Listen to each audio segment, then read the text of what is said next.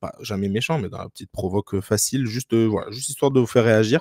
Je vais commencer par toi, Greg. Est-ce que ça y est, le PSG, ça y est, est-ce qu'on peut donner le trophée de champion au PSG? Oh bah non, parce il y a encore des matchs. On a dit que cette année, le championnat était plus serré. Maintenant, bon, bah, on voit que l'AS Monaco est la seule, pour moi, équipe qui peut, entre guillemets, tenir le choc.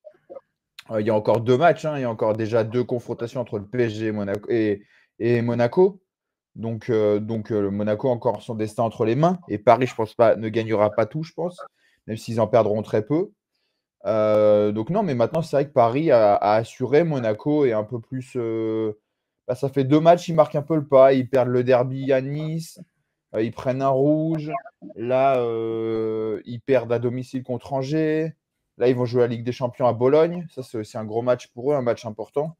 Parce que s'ils gagnent à Bologne, ils sont quand même très bien partis pour la qualif.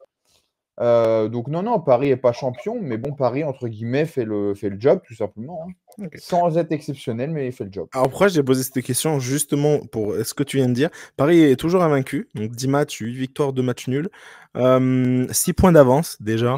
Et en fait, on a l'impression que, alors encore une fois, on l'a dit et j'ai été le premier à le dire aussi, ça allait être serré cette saison. Mais par contre, je suis désolé, mais j'ai vraiment l'impression qu'en fait, c'est un bis repetita des 2-3 dernières saisons de Ligue 1. C'est-à-dire le PSG est pas foufou au début, mais gagne.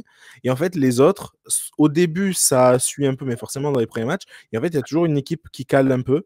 Et en fait, au bout du moment où tu cales, ben, tu perds des points par-ci par-là. Et on va se retrouver là en décembre. Le PSG aura déjà 10 points d'avance sur le deuxième. Et, Non, mais surtout, le problème, c'est que chaque week-end, le PSG affronte des rivaux qui lui sont inférieurs, mais vraiment de façon flagrante. Là, on a vu Lens se présenter au Parc des Princes. Lens, meilleure défense de la Ligue 1 avant ce match.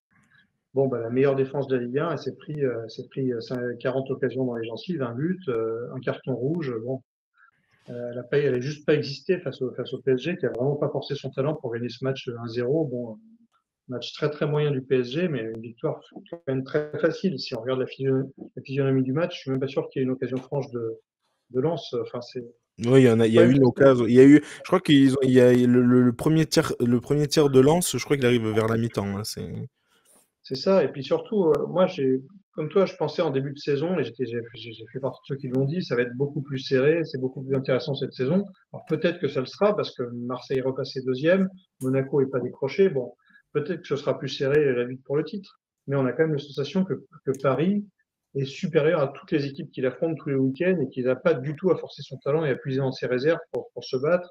C'est vraiment pas la première ligue, quoi.